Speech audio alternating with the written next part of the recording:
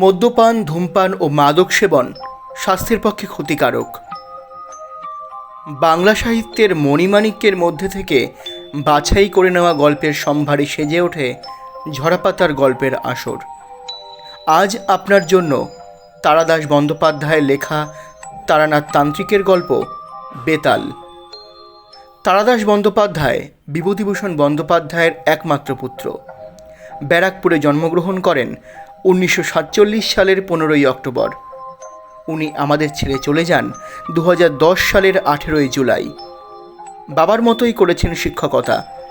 রাজ্যের তথ্য ও সংস্কৃতি বিভাগের ডেপুটি ডিরেক্টর ছিলেন। তার উল্লেখযোগ্য রচনার মধ্যে রয়েছে কাজল এবং কাজলের দ্বিতীয় পর্ব তৃতীয় পুরুষ। আমাদের আজকের গল্পটি আমরা নিয়েছি মিত্র ও ঘোষ থেকে প্রকাশিত তারানাথ তান্ত্রিক বইটি থেকে। প্রধান চরিত্রে তারানাথ, মাধব ঘোষ ও কাপালিক। গল্প পাঠে বিজয় সাহা। গল্পের সূত্রধর তিথি চক্রবর্তী। শুরু হচ্ছে তারানাথ তান্ত্রিকের গল্প বেতাল।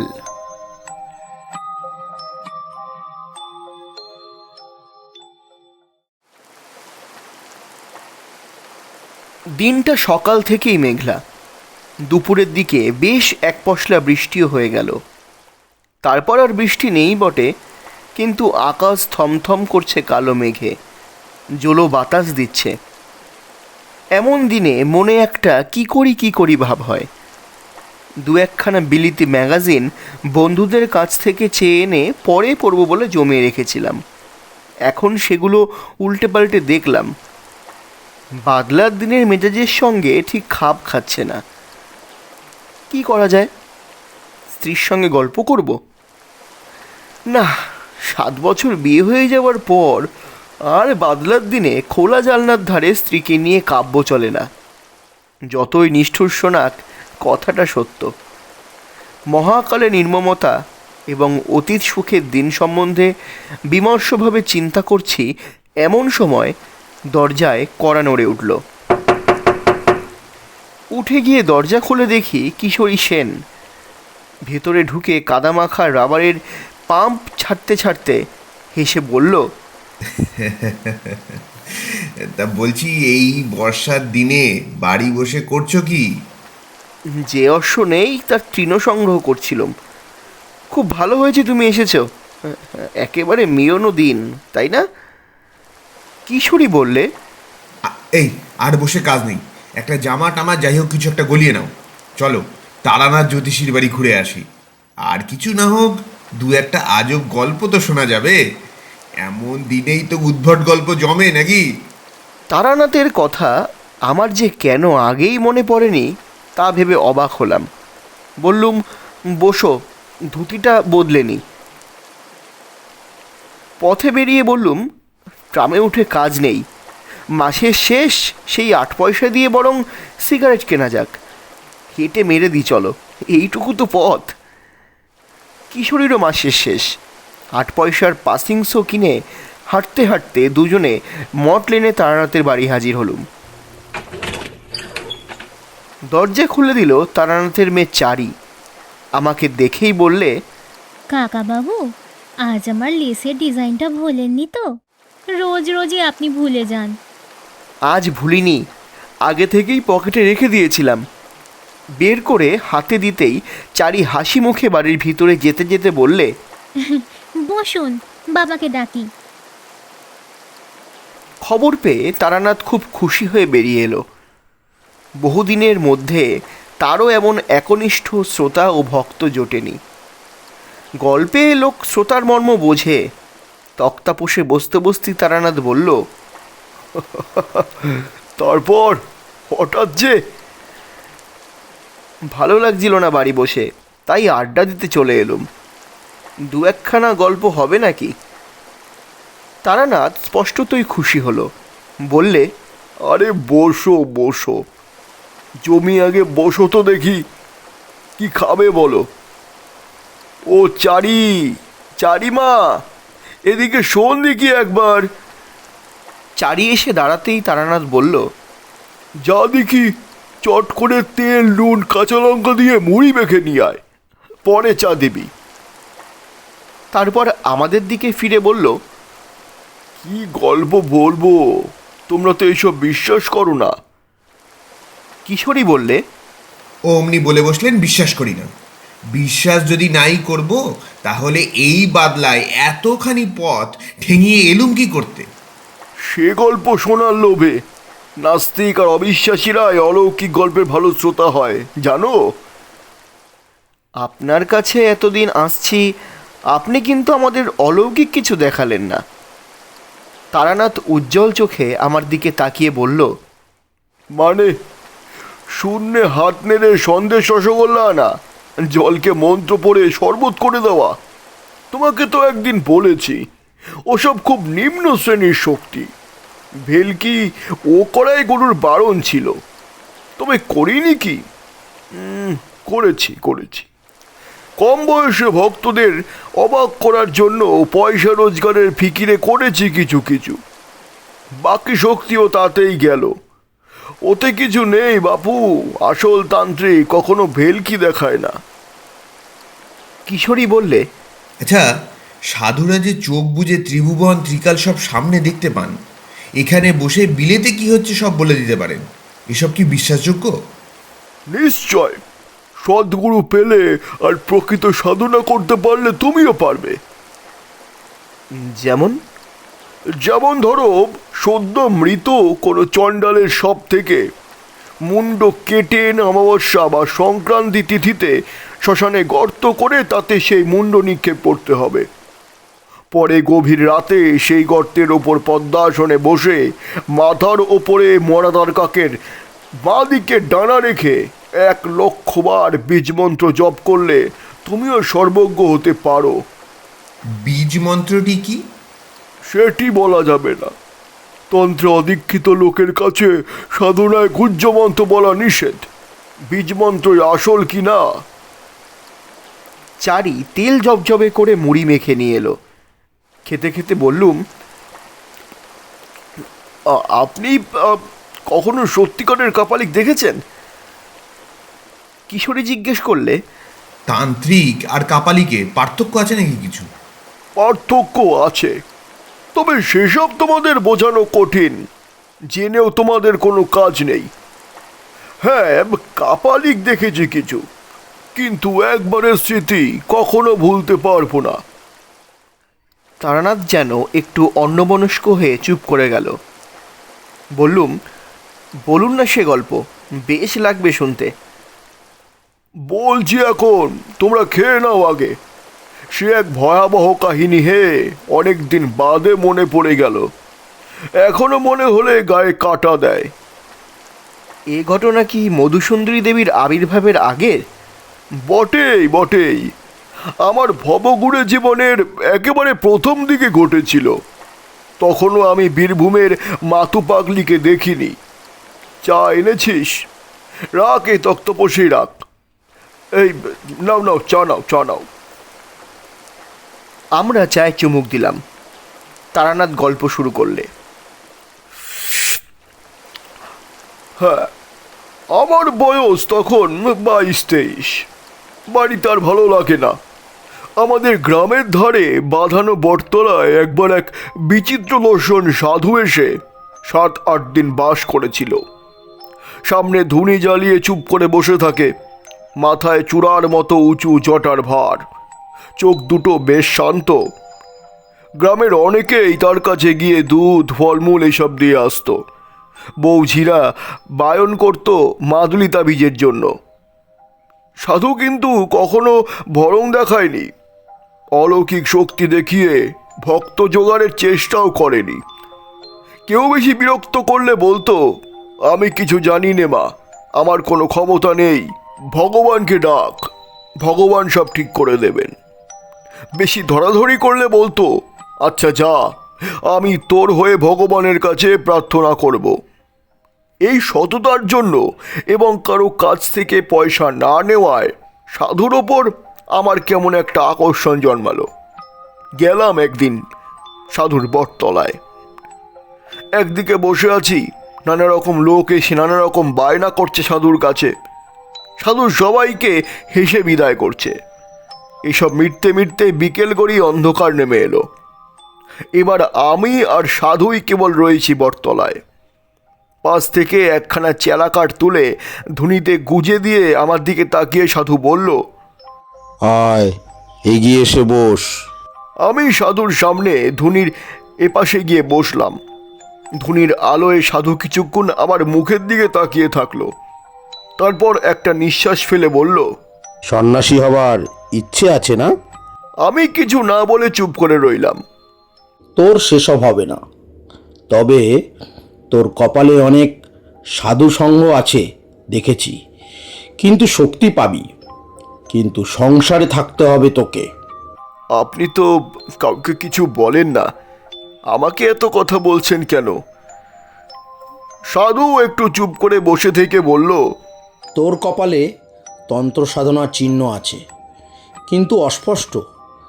তার অর্থ কিছু দূর গিয়ে তারপর ফিরে আসতে হবে। এই চিহ্ন না দেখতে পেলে তোকে এসব কথা বলতাম না। তোর অধিকার আছে জানার। আমি উৎসুক হয়ে বললাম, আর কি দেখতে পাচ্ছেন সাধুজি? আর যা দেখতে পাচ্ছি তা খুব ভালো নয়। কিরকম? বছর খানেকের ভেতর তোর খুব বড় বিপদ আসছে। ভালো হয়েছে আমার সাথে দেখা হয়েছে তোর, নইলে প্রাণ সংশয় হতে পারত। বললাম, কিরকম বিপদ কিছু বলবেন না, তাহলে তার থেকে বাঁচবো কি করে? সাধু বলল, তা আমিও ঠিক বলতে পারছি না, জানলে নিশ্চয়ই বলতাম। তুই এসে বসবার পর থেকেই আমার মনে কেমন যেন অস্বস্তি হচ্ছিল। এখন তোর দিকে তাকিয়ে দেখতে পাচ্ছি তোর পেছনে একটা অন্ধকারের স্তব যেন চাপ বেঁধে আছে। আমি চমকে পেছন দিয়ে তাকাতেই সাধু হেসে বলল, হে হে, তুই দেখতে পাবি না, আমি দেখতে পাচ্ছি। 1 বছরের মধ্যেই যে বিপদ ঘটবে তা কি করে বলছেন? আগে বা পরেও তো হতে পারে। ওটা আমার অভিজ্ঞতা থেকে বলেছি, বোধহয় ভুল করিনি। চুপ করে বসে রইলাম। বলা বাহুল্য, সাধুর কথা শুনে আমার গা শিরশির করছিল। কেউ যদি জানতে পারে তার পেছনে একটা অদৃশ্য চাপবালো অন্ধকার ঘুরছে, তাহলে তার ভালো লাগার কথা নয়। তার ওপর নির্জন জায়গা, গ্রামের বাইরের দিকে বটগাছটা। ধুনিতে পটপট করে কাঠের গাঁট পড়বার শব্দ হচ্ছে। সাধু আর আমি ছাড়া কোনো দিকে আর কেউ নেই। সাধু বলল, তোকে আমি একটা জিনিস শিখিয়ে দিয়ে যাচ্ছি, ভালো করে শিখে রাখ। যদি কোনো দিন কখনো বিপদ আসছে বলে মনে হয়, কি কোনো অস্বস্তি বোধ করিস, তাহলে এই প্রক্রিয়াটি করবি। যতই বিপদ আসুক প্রাণটা বেঁচে যাবে। কি প্রক্রিয়া সাধুজি? নে, ভালো করে দেখ, আর এই মন্ত্রটা মুখস্থ করে নে। একে বলে গাত্রবন্ধন। শিখতে বেশিক্ষণ লাগলো না। বললাম, কিন্তু বিপদ যে আসছে তা বুঝতে পারবো কি করে? সাধু একটু হাসলো, তারপর বলল, তুই ঠিক বুঝতে পারবি। তোর কপালে তন্ত্র সাধনার চিহ্ন আছে, বললাম না? সময় হলে আমার মতন মনের মধ্যে বিপদের ঘণ্টা বেজে উঠবে। আমি যেমন আজ তোর বিপদ বুঝতে পারলাম। কিন্তু আমি তো পারিনি। যা, আজ থেকে তোকে কিছুটা শক্তি দিলাম। যা, ভালো মন্দ যাই আসুক তুই আগে থেকে আন্দাজ করতে পারবি। আমি হাত জোড় করে বললাম, আমাকে আপনার শিষ্য করে নিন বাবা, আমি দীক্ষা নেব আপনার কাছে। সাধু ভ্রু কুচকে বলল, ওসব হবে টবে না, আমি কাউকে শিষ্য করি না। আবদার করিস না, যা যা, কেটে পড়। আবার কবে আপনার সঙ্গে দেখা হবে? আপনার কবে দেখা পাবো বাবা? এমনিতেই দেখা পাবি না, তবে যদি সত্যি কখনো তোর প্রাণ সংশয় ঘটে তাহলে তোকে সাবধান করে দেব। তারপরেই একটা আধপোড়া কাঠ তুলে নিয়ে ধুনি খুঁচিয়ে দিতে দিতে বলল, যা যা, ভাগ ভাগ, পালা। বাড়ি ফিরে এলাম। পরদিনই সেই সাধু আস্তানা ভেঙে কোথায় চলে গেল কে জানে। পরদিন বিকেলে বটতলায় গিয়ে দেখি শুধু নিভে যাওয়া ধুনির ছাই আর কতগুলো আধপোড়া কাঠ পড়ে আছে। মাসখানেক কাটলো, কিছুই যেন আর ভালো লাগে না। কেবলই বাড়ি বের হয়ে পড়তে ইচ্ছে করছে। পথ যেন দারুণ আকর্ষণে টানছে। কেবল যে ধর্মের স্পৃহা তা নয়, একটা ভবঘুরেমি পেয়ে বসলো। আরও কিছুদিন এভাবে কাটবার পর একদিন সত্যিই কয়েকটা জামা কাপড় আর 10টা টাকা নিয়ে বেরিয়ে পড়লাম। বাড়ির লোক খোঁজাখুঁজি করবে এবং সন্ধান পেলেই ধরে নিয়ে যাবে বাড়িতে। এই জন্য সারাদিন প্রায় হাঁটতাম, যতটা দূরে গিয়ে পড়া যায়। রাত্রির আশ্রয় নিতাম কোনো গৃহস্থের বাড়িতে। তখনকার লোকজন ছিল ভালো, অভাব ছিল না। গোলা ভর্তি ধান, পুকুর ভর্তি মাছ, নিজের গরুর দুধ। অতিথিকে যত্ন করতে সে যুগের লোক ত্রুটি করত না। অব্রাহ্মণ গৃহস্বামী হলে গোয়াল ঘরের এক পাশ পরিষ্কার করে রান্নার আয়োজন করে দিত। সেখানে বসে রাঁধতাম। তারা আবার অপেক্ষা করত ব্রাহ্মণের প্রসাদ পাবার। কিশোরী প্রশ্ন করল, জিনিসপত্রের দাম তখন কিরকম ছিল? গায়ের দিকের বেশিরভাগ জিনিসই কিনে খেতে হতো না, সবই তো গ্রামে উৎপন্ন হতো। তবে হ্যাঁ, মনে আছে একবার আমি আর আমার বন্ধু হরমোহন মাংস খাবার শখ হওয়ায় পাশের গ্রাম থেকে 10 আনা দিয়ে একটা পাঁঠা কিনে এনে দুজনে রান্না করে খেয়েছিলাম। তাও হরমোহন বারবার বলছিল আমরা ঠকেছি, আর একটু দরাদরি করলে 8 আনার ভেতরেই হয়ে যেত। আমি অবাক হয়ে বললাম, 10 আনায় একটা আস্ত পাঁঠা? বটেই তো, সেসব সস্তা গন্ডার বাজার তোমরা কল্পনাও করতে পারবে না। দুজনে মিলে গোটা পাঁঠাটা খেয়ে ফেললেন? তা পারবো না কেন? গায়ের ছেলে, আমাদের খিদেও ছিল আর অম্বলের ব্যামো তো ভুগতাম না। আমার খাওয়ার কথা আর কি শুনেছ? আমার বাবার খাইয়ে হিসেবে 10টা গায়ের মধ্যে নাম রাখছিল। সে গল্প পরে বলবো একদিন। কিশোরী বলল, হ্যাঁ, যে গল্পটা হচ্ছিল সেটাই হোক। তারানাথ বলতে শুরু করলো, এভাবে কিছুদিন ঘুরে বেরিয়ে বিরক্তি ধরে গেল। রোজ রোজ অকারণে পথ হাঁটা, লোকের বাড়িতে আশ্রয় নেওয়া, তাদের দাক্ষিণ্যে ভালো ভালো খাওয়া। শুধু খাওয়ার জন্যই কি বাড়ি থেকে বেরিয়েছি? বাড়িতে কি আমার ভাতের অভাব ছিল? কিন্তু যা চাই তা পাই কই। যাই হোক, পথ হেঁটে ক্লান্ত অবস্থায় একদিন সন্ধেবেলায় গ্রামে এসে পৌঁছলাম। গ্রামটায় ঘনবসতি নেই, একটু ছাড়া ছাড়া বাড়িঘর। আম জাম বাঁশ বাগানে ভরা। একটা বড় আম বাগানের পাশে কাদের বেশ সুন্দর বাড়ি দেখে সেখানেই আশ্রয় নেব ভাবলাম। সুন্দর বলতে পাকা বাড়ি নয়, পোড়ো চালের বড় বড় 8-10 খানা ঘর, মাঝখানে উঠোনকে ঘিরে। বিরাট উঠোনে ধানের গোলা, একপাশে গোয়ালে কখানা গরু সাজালের ধোয়ার মধ্যে বসে বসে জাবর কাটছে। আমি উঠোনে পা দেবার সঙ্গে সঙ্গেই বাড়ির মধ্যে শাকে ফু পড়ল। সব মিলিয়ে সম্পূর্ণ গৃহস্থের লক্ষণ ফুটে বেরুচ্ছে। উঠোনে দাঁড়িয়ে এদিক ওদিক তাকাচ্ছি, একজন কালো মতো মধ্যবয়স্ক লোক এগিয়ে এসে বলল, আগে কি চাই? আমি বিদেশি লোক, রাত্রিটা একটু থাকবার সুবিধা হবে কি? আপনি? ব্রাহ্মণ। আসুন আসুন ঠাকুরমশাই, আসুন, ভিতরে আসুন। লোকটা আসুন আসুন করে ব্যস্ত হয়ে আমায় নিয়ে দাওয়ায় বসালো, পা ধোয়ার জল দিল। তার নাম মাধব ঘোষ, সেই বাড়ির মালিক। চাষবাস আছে প্রায় 50 বিঘের। মাধব লোক বেশ ভালো।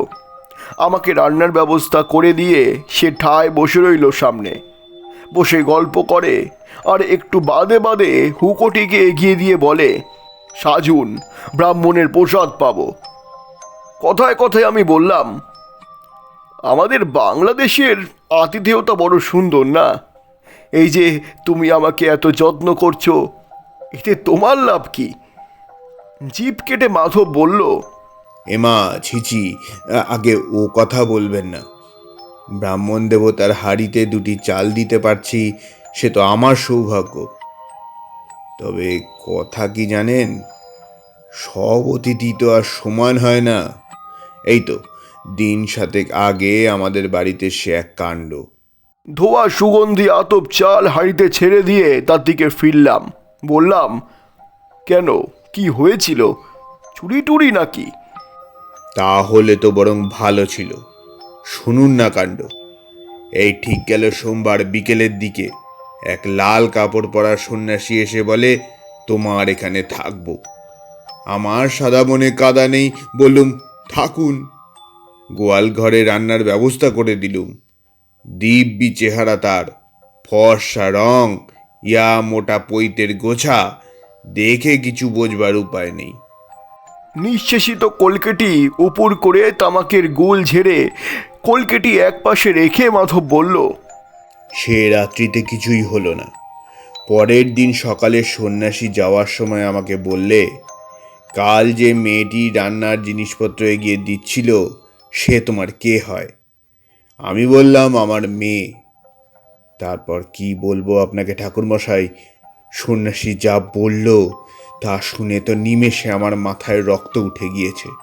বলে কি তোমার ওই মেয়েটিকে আমাকে দাও, আমি ভৈরবী করব। ও শরীরে ভৈরবীর চিহ্ন রয়েছে। আমি অবাক হয়ে বললাম, তারপর? মাধব ঘোষ বলল, এরপর আর কি, আমার চেঁচামেচিতে পাড়ার লোক জড়ো হয়ে গেল। বললুম, যাও ঠাকুর, ব্রাহ্মণ বলে শুধু তুমি পার পেয়ে গেলে, নইলে মাধব ঘোষের মেয়ের দিকে নজর দিয়ে এই গ্রাম থেকে আর বেরুতে হতো না। সন্ন্যাসী আমার দিকে কটমট করে তাকিয়ে যাওয়ার সময় বলে গেল, কাজটা ভালো করলি না, তোর মেয়ের উদ্ধার হয়ে যেত, প্রতিফল হাতে নাতে পাবি। আমি অবাক হয়ে শুনছিলাম। বললাম, বলো কি হে, এ তো সাংঘাতিক ব্যাপার, লোকটার আসেনি তো? মাধব ঘোষ হেসে বলল, আর তার আসতে সাহস হবে না, সন্ন্যাসী হলেও প্রাণের মায়া তো আছে। মাধব ঘোষের যত্নের সত্যি তুলনা নেই। খাওয়া যখন প্রায় শেষ হয়ে এসেছে, একটা বড় জাম বাটি ভর্তি দুধ এনে সে একটু দূরে নামিয়ে রাখলো। আমি লজ্জা পেয়ে বললাম, আবার দুধ কেন আনলে? আগে ওটুকু খেয়ে নিন ঠাকুরমশাই, ব্রাহ্মণ সেবা করলে আমার কল্যাণ হবে। পরের দিন সকালে উঠে আমি মাধবের কাছে বিদায় নিলাম। সে ছাড়তে চায় না কিছুতেই। আমি প্রায় জোর করে চলে এলাম বলা যায়, কারণ আগেই বলেছি আমি দুটো ভাতের জন্য পথে বের হইনি। সরল মানুষের ঘাড়ে চেপে অকারণে অন্ন ধ্বংস করতে আমার খারাপ লাগলো।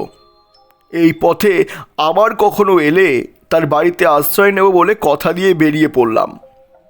দুপুরে একটা গঞ্জ মতো জায়গায় চিড়ে দই কিনে খাই, তারপর আবার হাঁটি। সারাদিন প্রায় মাইল 15-16 হেঁটে সন্ধে নাগাদ একটা এমন জায়গায় এসে পৌঁছলাম যার ত্রিসীমানায় কোনো গ্রাম বা জনবসতি নেই। রুক্ষ পাদহীন প্রান্তরের মধ্যে দিয়ে একটা ছোট্ট কি নদী তীর তীর করে বয়ে চলেছে। কি করব ঠিক করতে না পেরে নদীর ধার ধরে হেঁটে এগুতে লাগলাম। মিনিট 15 হেঁটে দেখি সামনে এক শ্মশান, বেশ বড় শ্মশান। অন্তত যতদূর চোখ যায় তাকিয়ে দেখলাম কেবল পোড়া পোড়া কাঠের গুঁড়ি, ছেঁড়া মাদুর, কাঁথা, ভাঙা কলসি এইসব পড়ে আছে। কিশোরী বললে, এই নির্জন শ্মশানে সন্ধ্যাবেলা আপনার ভয় করলো না? না, ভয় করবে কেন? শ্মশান অতি পবিত্র স্থান, সেখানে মানুষের সমস্ত পাপ শেষবারের মতো মুছে যায়। তার ঊর্ধ্বলোকে প্রস্থানের পথ সুগময়, শ্মশানে ভয় কিসের? যাই হোক, দাঁড়িয়ে চারিদিকে তাকিয়ে দেখছি, হঠাৎ গম্ভীর ভারী গলায় পেছন থেকে কে যেন বলে উঠল। এখানে কি চাই? কি ভয়ানক গলার স্বর! লোহার ড্রামে পাথর কুচি ঢাললে এমন শব্দ হতে পারে। চমকে পেছনে তাকিয়ে দেখি একজন সাধু দাঁড়িয়ে, মাথায় পাকা তেঁতুলের মতো অজস্র জটা, মুখময় অযত্ন বর্ধিত দাড়িগোফের জঙ্গল, লম্বায় আমার মাথা ছাড়িয়ে আরও 1 হাত, পরনে রক্তাম্বর, পায়ে বউল দেওয়া কাঠের পুরু খড়ম। কি দরকার এখানে? সাধুকে প্রণাম করে বিনীতভাবে জানালাম আমার বিশেষ কোনো দরকার নেই। পথ হাঁটতে হাঁটতে এসে পৌঁছিয়েছি এই মাত্র। কোথায় যাওয়া হবে? কোথাও না। মানে? ঠিক নেই। সাধু কি বুঝলে জানি না, কিছুক্ষণ আমার মুখের দিকে স্থির হয়ে তাকিয়ে থাকলো। তারপর তার দাড়ির জঙ্গলে খুব সূক্ষ্ম একটা হাসির রেখা ফুটে উঠল। সে বলল, আয় আমার সঙ্গে। সেই ঘনায়মান অন্ধকারে আমি সাধুর পিছনে চললাম। বেশ খানিকটা হাঁটবার পর দেখি একটা গাব বা ওই জাতীয় কোনো গাছের নিচে সাধু মরার মাদুর, কাঁথা ইত্যাদি টাঙিয়ে বেশ ঝুপড়ি মতো বানিয়েছে। বললাম, এইখানে আপনি থাকেন? কেন? অসুবিধেটা কি? সাধুর কথাবার্তা যেন কেমন কেমন। আমি বললাম, না, অসুবিধে আর কি, তাই বলছি। সাধু আমাকে ঝুপড়ির বাইরে বসতে বলে নিজে ভেতরে ঢুকলো। বেরিয়ে এলো 2টো পাকা কলা হাতে নিয়ে। বলল, এই নাও খাও। নিলাম। কি উদ্দেশ্যে বেরোনো হয়েছে বাড়ি থেকে? সাধু হবার ইচ্ছে নাকি? আমি উত্তর না দিয়ে কলা হাতে চুপ করে বসে রইলাম। তুই আমার কাছে থেকে যা, আমি তোকে চেলা করে নেব, থাকবি? তারপর সাধু একটা কথা বলল, যা আমাকে আমাদের গ্রামের বটতলা সেই সাধুও বলেছিল। বলল, তোর কপালে তন্ত্র সাধনার চিহ্ন আছে, থেকে যা তুই আমার কাছে। আমি একটু ফাপড়ে পড়লাম। এই সাধুকে দেখে আমার তেমন ভক্তির উদয় হয়নি, বরং একটু কেমন যেন অস্বস্তি হয়েছে। এত সহজে নিজে থেকে চেলা করে নিতে চাইলো দেখে সে ভাব বেড়েছে বই কমেনি। ভালো সাধু কখনো কথায় কথায় শিষ্য করে বেড়ায় না। অবশ্য আমার আর চিন্তা কি, থাকি কদিন, ভালো না লাগলে কেটে পড়ার বাধা কোথায়? সাধু সঙ্গের জন্যই তো বেরিয়েছি, বাজিয়ে দেখতে দোষ কোথায়? বললাম, থাকবো। সাধু বলল, বেশ, আমি একটা বিশেষ সাধনা করছি, আর সেটা কদিনের মধ্যেই শেষ হয়ে যাবে। তারপর তোকে দীক্ষা দেব। কি সাধনা? সে আছে, সময় হলেই জানাবো। তাছাড়া তোর সাহায্য আমার দরকার হতে পারে। থেকে গেলাম সাধুর কাছে। 2-4 দিন কেটে গেল। সাধু আমাকে একলা ফেলে রেখে সারাদিন কোথায় কোথায় ঘুরে কিসব সংগ্রহ করে আনে, বোধহয় নিজের সাধনার জিনিসপত্র। রাত্রিরে বসে অনেকক্ষণ ধরে পুজো, সেই সময়টা আর্চ জপ তপ করে। আমি একটু দূরেই কাঠকুটো দিয়ে আগুন জ্বেলে মাটির হাঁড়িতে ভাত রান্না করি। অনেক রাত্রিরে খাওয়া হয়। ক্রমে এই সাধুর কাণ্ড কারখানা দেখে আমার মনে দৃঢ় বিশ্বাস হলো সাধু একজন কাপালিক। একদিন একটা মরা চড়ুই পাখি কোথা থেকে ঠ্যাং ধরে ঝুলিয়ে এনে হাজির। উপরি থেকে ছুরি এনে চড়াইটার পেট চিরে নাড়ি ভুড়ি বের করলো সাধু। তারপর কি একটা জিনিস আমাকে না দেখিয়ে টুক করে ভরে দিল পাখিটির পেটে।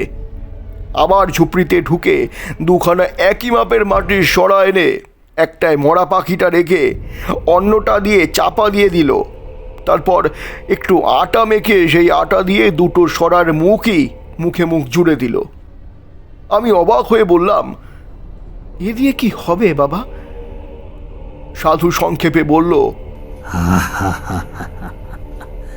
কাজ আছে।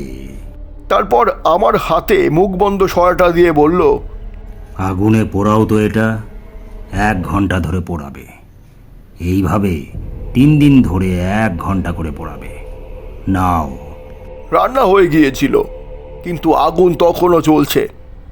আমি কথা না বলে সরাটা সাধুর কাছ থেকে নিয়ে আগুনে রেখে দিলাম। সাধু বললে, দ্রব্যগুণ বুঝলে? দ্রব্যগুণ এক বিরাট জিনিস, তা তুমি মানো? বললাম, নিজে প্রত্যক্ষ দেখিনি কখনো। গাছপালা থেকে ওষুধ তৈরি হয় দেখেছি, খেলে অসুখ সেরে যায় তাও দেখেছি, কিন্তু যেসব কথা শুনতে পাওয়া যায়, যেমন বশীকরণ, স্তম্ভন, সেসব দেখিনি বাবা। সাধু হেসে উঠল। বশীকরণ ও আবার একটা কঠিন কিছু নাকি? ওর অনেক রকম উপায় আছে। বেশি জটিল প্রক্রিয়ায় যাওয়ার দরকার কি? একটা সোজা উপায় শিখিয়ে দিই, শোনো। চেষ্টা করলে তুমিও পারবে। আগে কি? যে কোনো মাসের অমাবস্যা তিথিতে যদি দুপুরবেলা ঘূর্ণিঝড় ওঠে কিংবা জোরালো হাওয়া দেয়, তাহলে সেই হাওয়ার উড়ে আসা কোনো শুকনো গাছের পাতা একটা মন্ত্র বলতে বলতে বা হাতে ধরে ফেলতে হবে। সেই পাতা গুঁড়ো করে পান বা দুধ বা যা হোক কিছুর সাথে খাইয়ে দিতে পারলে সেই লোক কুকুরের মতো তোমার পায়ে পায়ে ঘুরবে। আছে আমার কাছে, দেখবে। সাধু ঝুপড়ি থেকে একটা শুকনো অসত্য পাতা হাতে করে বেরিয়ে এলো। বলল, ভাদ্র মাসের অমাবস্যায় ধরেছিলাম, থাক আমার কাছে, এর গুণ দেখিয়ে দেব। দিন দুয়েক আগে সাধু একটা বেশ মোটা নিমের ডাল নিয়ে এসেছিল। একদিন সকালে দেখি বসে বসে ছুরি আর দাঁ দিয়ে কেটে তার থেকে একটা পুতুল বানাচ্ছে। নাক, মুখ, চোখ সব শুদ্ধ একটা মানুষের মূর্তি। এদিনও অবাক হয়ে জিজ্ঞেস করলাম, এ দিয়ে কি হবে? এদিনও সাধু রহস্যময় হেসে বলল, কাজ আছে। তখনও আমি সাধুর আসল উদ্দেশ্য কিছুই বুঝতে পারিনি। বুঝতে পারলে আর এক মুহূর্ত সেখানে থাকতাম না। আরও ৩-৪ দিন কাটলো। একদিন বিকেলে আমি রান্নার জন্য কাঠকুটো এক জায়গায় জড়ো করছি। সাধু এসে বসলো কাছে, বলল, তুমি প্রকৃতির সংহার শক্তিতে বিশ্বাস করো? আগে ঠিক বুঝতে পারলাম না। এই প্রকৃতির অনেক রকম শক্তি আছে। যেমন প্রকৃতি আমাদের শস্য দান করে, বাতাস দান করে, বৃষ্টি দান করে। এগুলিতে আমাদের প্রাণ ধরে। এগুলি শুভ শক্তি। আবার মহামারী, দুর্ভিক্ষ, বন্যা, যুদ্ধ এগুলো হলো সংহারক শক্তি। এছাড়াও নানা ধরনের অদৃশ্য অদ্ভুত মারক শক্তি আছে। সাধনার দ্বারা তাদের জাগ্রত করা যায়। যেমন বেতাল জাগানো। বেতাল হচ্ছে এক ধরনের ক্রূর ও নিষ্ঠুর অপশক্তি। তার মারক ক্ষমতাও অমোঘ। একবার জাগ্রত হলে কাজ শেষ না করা অবধি তার নিদ্রা নেই। আমার গা শিরশির করছিল। বললাম, আর যদি কাজ শেষ করতে না পারে, যদি বাধা পায়? সন্ন্যাসীর চোখ জ্বলে উঠল, বলল, বেতালকে বাধা দেওয়া খুব কঠিন, প্রায় অসম্ভব। কিন্তু বাধা পেলে সে ফিরে এসে যে তাকে জাগিয়েছে তাকেই হত্যা করে। এসব আগুন নিয়ে খেলা।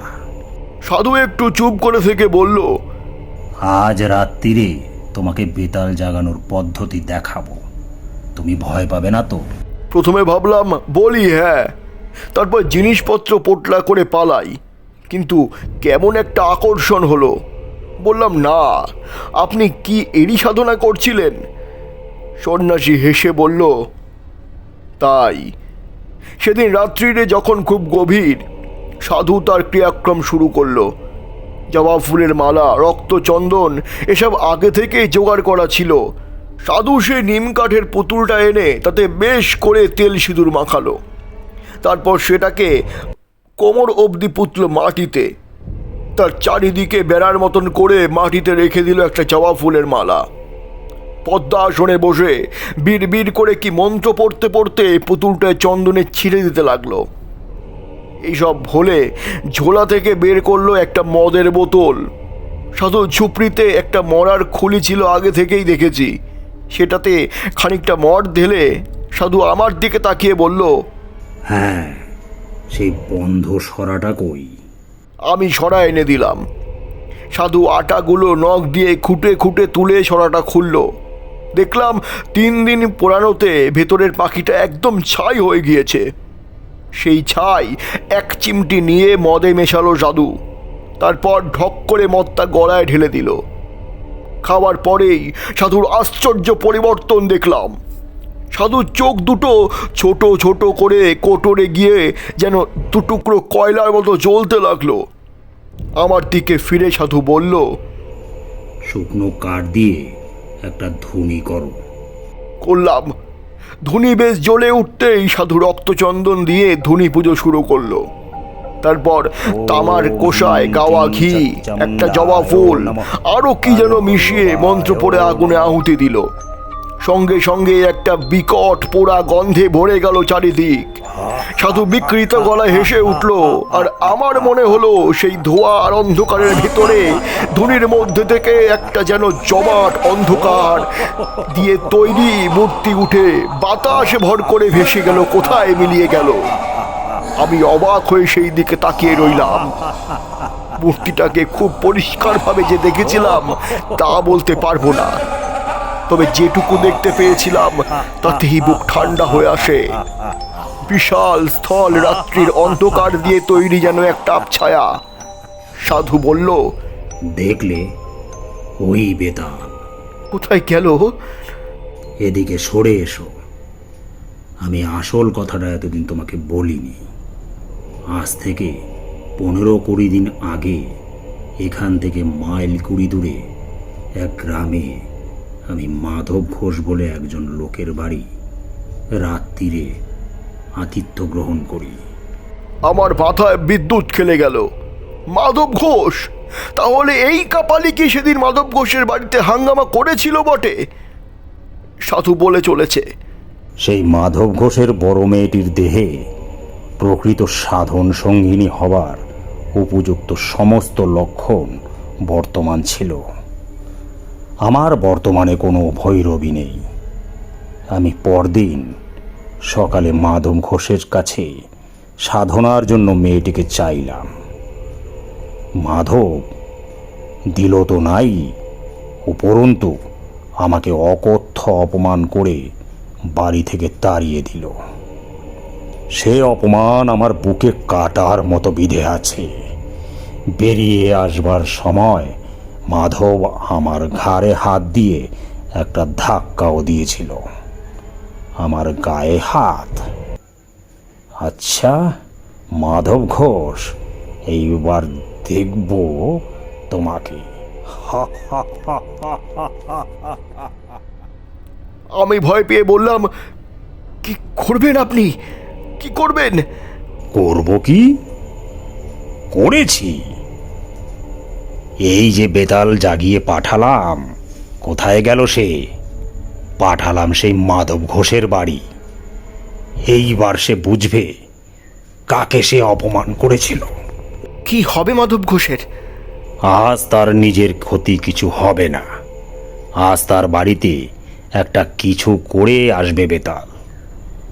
এক পক্ষ ধরে আমি বেতাল মন্ত্র জপ করে আজ আহুতি দিয়েছি।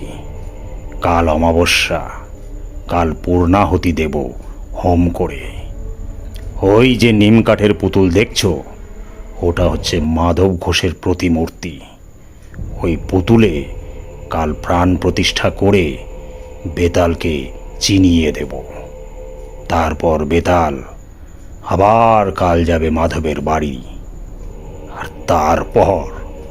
তারপর পরশু মাধব ঘোষের মৃতদেহ পড়ে থাকবে উঠোনে কিংবা আমবাগানের মধ্যে। ভয়ঙ্কর বিভৎস অপমৃত্যু। কেউ কিচ্ছুটি টের পাবে না কোথা দিয়ে কি হলো। সাধুর মুখখানা এখন আমার কাছে নেকড়ে বাঘের মতো লাগছিল। আমি আর সহ্য করতে না পেরে বললাম, কিন্তু এ আপনি অন্যায় করছেন, এ ঠিক নয়। সাধুর চোখ আবার ধক করে জ্বলে উঠল। পৈশাচিক ক্রোধে মুখ বিকৃত করে সে আমার দিকে তাকিয়ে বলল, কি বলতে চাস তুই? আমি অন্যায় করেছি? আমার যেন কেমন সাহস এসে গেল। বললাম, নিশ্চয় অন্যায়। আপনি এই কুকর্মে লিপ্ত আছেন জানলে আমি একদিনও থাকতাম না এখানে। প্রতিহিংসা সাধনের জন্য নরহত্যা মহা অধর্ম। মূর্খ, কাপালিকের পক্ষে প্রতিহিংসা সাধন অধর্ম নয়। তুই তা কি বুঝবি? থামুন, আপনার মতো নরকের কীটের কাছে আর নয়। আমি চললাম, এক মুহূর্ত নয়। আপনি থাকুন আপনার কুৎসিত সাধনা নিয়ে। হন করে হেঁটে সেই রাত্রে রওনা দিলাম শ্মশান থেকে। পেছনে সাধু ডেকে বলল, যাচ্ছিস যা, কিন্তু শুনে যা, আজ পর্যন্ত কেউ আমাকে অপমান করে বেশি দিন পৃথিবীর আলো দেখেনি। মনে রাখিস। অনেক দূর চলে এসেছি, তখনও পেছন থেকে রাত্রির নির্জনতা ভেদ করে সাধুর উন্মাদের মতো হাসি শুনতে পাচ্ছিলাম। পরের দিন দুপুর গড়িয়ে গেলে অবিশ্রান্ত হেঁটে আমি মাধব ঘোষের বাড়ি পৌঁছলাম। দেখি সমস্ত বাড়িটা যেন কেমন ঝিমিয়ে আছে, ভেতরে কেউ যেন জেগে নেই। আমার বুকটা ছ্যাদ করে উঠল। না জানি বেতাল কাল রাত্রিরে কি করে গিয়েছে। উঠোনে দাঁড়িয়েই ডাক দিলাম, মাধব, মাধব আছো নাকি? মাধব! ডাক শুনে ভেতর থেকে মাধব বেরিয়ে এলো। আমাকে দেখে সে যেন হাতে চাঁদ পেল। এগিয়ে এসে পায়ে ধুলো নিয়ে বলল, ঠাকুরমশাই, ও আপনি এসেছেন? আমি যেন একটু বল পেলাম, ভগবান পাঠিয়েছেন আপনাকে। দেখলাম মাধবের চোখ বসে গিয়েছে, মুখ শুকনো। বললাম, কি হয়েছে? কোনো বিপদ আপদ হয়নি তো? আর বিপদ, গতকাল রাত্রিরে আমার 2খানা গাই গরু মরে গেল ঠাকুরমশাই। সে কি, গরু মারা গেল কি করে? কি করে বলি বলুন দেখিনি ঠাকুরমশাই। আশ্চর্য ব্যাপার, তখন অনেক রাত। হঠাৎ গোয়ালে কেমন একটা শব্দ শুনলাম। মনে হলো গরুগুলো যেন ভয়ে ছটফট করছে। উঠে বাইরে যাওয়ার আগেই মুংলি গাইটা চিৎকার করে উঠল। গিয়ে দেখি রাঙি আর মুংলি দুটোই মাটিতে শুয়ে ছটফট করছে। কি হলো কে জানে। তক্ষুনি লোক পাঠালাম পাশের গায়ে গো বৈদ্যের জন্যে। সে এলো বটে, কিন্তু কিছুই বুঝতে পারলে না। আজ সকালে মারা গেল গরু দুটো। মাধবের চোখ দিয়ে জল পড়তে লাগলো। বলল, আজ সকাল থেকে মেয়েটার আবার জ্বর, গা যেন পুড়ে যাচ্ছে। এসব তো ভালো কথা নয় ঠাকুরমশাই। আপনি এলেন ভালোই হলো। ব্রাহ্মণ মানুষ, ভিটে বাস করলে আমার ভয় কেটে যাবে। বুঝলাম সবই, কিন্তু আমার কি করার আছে কিছুই বুঝতে পারলাম না। আমি থাকলে যদি মাধব শান্তি পায় তাহলে থাকতে পারি, এই মাত্র বুঝতে পারলাম। একটু পরেই একটা অদ্ভুত ঘটনা ঘটল। তখন বিকেল বেশ গাঢ় হয়ে এসেছে। মাধব ঘোষ বেশ করে ফলারের আয়োজন করে দিয়েছিল। ফলাহার করে আমার একটু বাগানে যাওয়ার প্রয়োজন হয়ে পড়ল। মাধবের কাছ থেকে গড় চেয়ে বাগান সারলাম। গড় হাতে ফিরছি, হঠাৎ মনের মধ্যে কেমন যেন একটা অনুভূতি জেগে উঠল। ঠিক কীরকম তা বোঝাতে পারবো না, যেন আমার খুব বড় একটা বিপদ আসছে, খুব কাছে এসে গিয়েছে সে বিপদ। ভয়ের একটা বিচিত্র অনুভূতি বুকের মধ্যে ঠেলে উঠল। সেই অন্ধকার নির্জন আম বাগানে দাঁড়িয়ে হঠাৎই আমার বুক যেন হিম হয়ে গেল। কেন এরকম হচ্ছে আমার? তাড়াতাড়ি ফেরবার জন্য এগুতে গিয়ে মনে হলো কয়েক হাত দূরে একটা আম গাছের গুড়ির পাশে কে যেন চুপ করে দাঁড়িয়ে আছে। আরে একটু হলে বোধহয় ভয় পেয়ে চিৎকার করে উঠতাম, কিন্তু ততক্ষণে আমি দাঁড়িয়ে থাকা তাকে চিনতে পেরেছি। আমাদের গায়ের বটতলায় সেই সোমমূর্তি সাধু, যিনি বলেছিলেন আমার বিপদ ঘনিয়ে এলেই আমাকে দেখা দেবেন। তাহলে কি সত্যিই আমার আজ সেই বিপদের দিন এসেছে? দূর থেকেই আমি সাধুকে প্রণাম করলাম। সাধু হেসে হাত তুলে আশীর্বাদ করলেন। তারপর হঠাৎ কোথায় সাধু, কোথায় কি, কেউ কোথাও নেই। আমি এক অন্ধকারে গড় হাত দাঁড়িয়ে। ফিরে এসে মাধব ঘোষকে ডাকলাম। বললাম, দেখো, আজ তোমার আমার দুজনেরই খুব বিপদ। কি বিপদ তা আমি তোমাকে বলবো না, তোমার জেনেও কাজ নেই। মোট কথা, আজ আর তুমি বা তোমার বাড়ির কেউ বাড়ির চৌহদ্দির বাইরে পা দেবে না। চুপ করে বাড়িতে বসে ভগবানের নাম করো, আর আমাকে এক ঘটি জল এনে দাও তো। মাধবের মুখ শুকিয়ে আরও ছোট হয়ে গেল। দৌড়ে এক ঘটি জল নিয়ে এলো সে। আমি সাধুর দেওয়া গাত্রবন্ধনের মন্ত্র দিয়ে জলটা শোধন করে বাড়ির চারদিকে ঘুরে ছিটিয়ে গণ্ডি কেটে দিলাম। আমি বুঝতে পেরেছিলাম বিপদ শুধু আমার আর মাধবের, কাপালি কামাকেও ছাড়বে না। আজ অমাবস্যা, আজই সে আমাদের দুজনকে বেতাল পাঠিয়ে শেষ করবে। অন্যরা হয়তো নিরাপদ, তবু সাবধানের মার নেই জেনেই সারা বাড়ির চারিদিকেই গণ্ডি দিয়ে দিলাম। রাত্রিরে খাওয়া হলে আমি মাধবকে ডেকে বললাম, তুমি আমি আজ এক ঘরে থাকবো। বাড়ির সবাই শুয়েছে? আগে ঠাকুর মশাই। বেশ, এসো আমার সঙ্গে। ঘরে গিয়ে আমি মাধবকে বললাম, এই ঘটি থেকে খানিকটা জল ঢালো মাটিতে, এই যে খাটের পায়ের কাছে এইখানটায় ঢালো। আচ্ছা, এবার ডান পায়ের বুড়ো আঙুল দিয়ে ওই জল থেকে রেখা টেনে খাটের চারদিকে একটা জলের গণ্ডি কাটো। নাও নাও, শুরু করো। আমি তোমার সঙ্গে মন্ত্র পড়তে পড়তে ঘুরছি। তুমি গৃহস্বামী, তোমাকেই করতে হবে, নইলে আমিই করে দিতাম।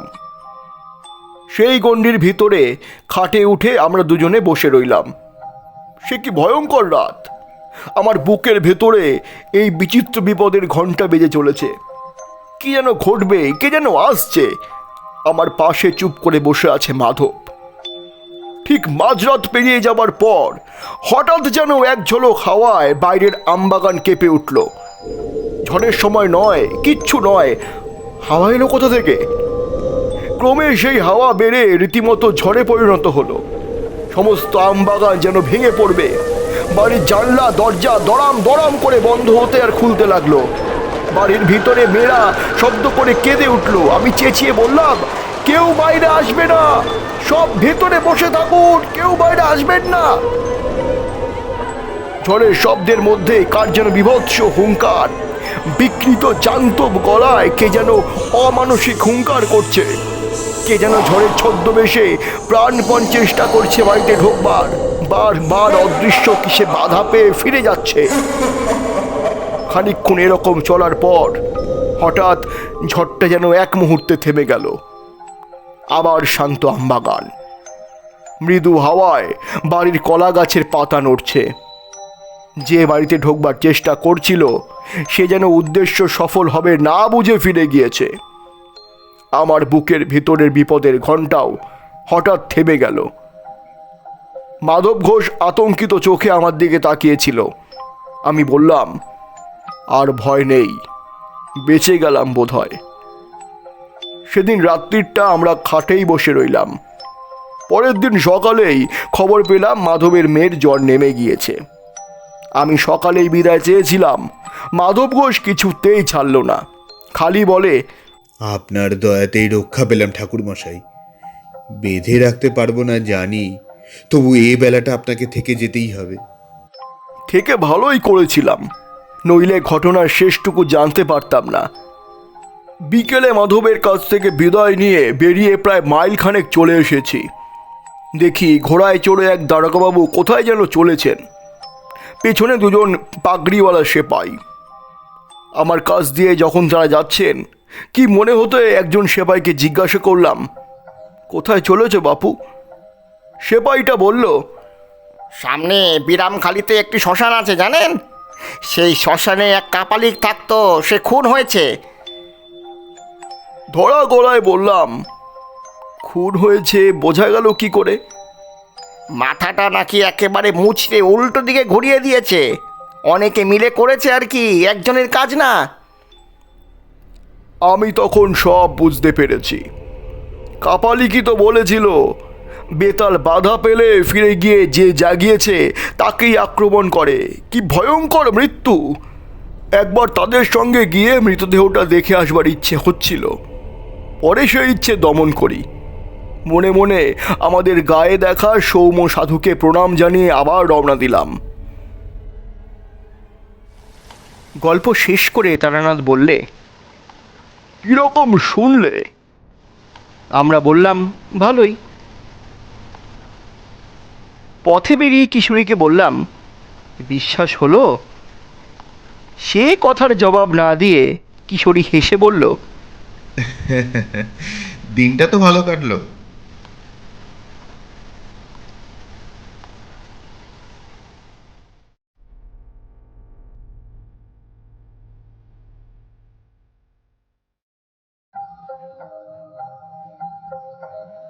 শুনছিলেন বেতাল, রচনা তারাদাস বন্দ্যোপাধ্যায়, তারানাথ তান্ত্রিক, সেপাই এবং আংশিক গল্প পাঠে বিজয় সাহা, মাধব ঘোষ এবং কিশোরী শুভজিৎ ঘোষ, কাপালিক সুখেন্দু দেবনাথ, সাধু দেবব্রত মজুমদার, চারি তানিশা রায় পাটোয়ারি, বিশেষ সহায়তা তিথি চক্রবর্তী, আবহ তরঙ্গ দ্য আল্টিমেট মিউজিক, প্রচার অলঙ্করণ চারুলিপি, পরিচালনা বিজয় সাহা এবং প্রযোজনা সাহাস ক্রিয়েশন। দেখা হচ্ছে আগামী সপ্তাহে নতুন একটি রোমাঞ্চকর গল্প নিয়ে। ততক্ষণ শুনতে থাকুন, পাশে থাকুন ঝরাপাতা ইউটিউব চ্যানেলের। ঝরাপাতা, কবিতার ও গল্পের কথা বিজয়ের সঙ্গে। চ্যানেলটি যারা এখনও সাবস্ক্রাইব করেননি, সাবস্ক্রাইব করে পাশে থাকুন আমাদের নতুন নতুন নিবেদন সবার আগে আপনার মোবাইলে পেতে। ভালো থাকবেন, গল্পে থাকবেন, শুনতে থাকবেন ঝরাপাতা।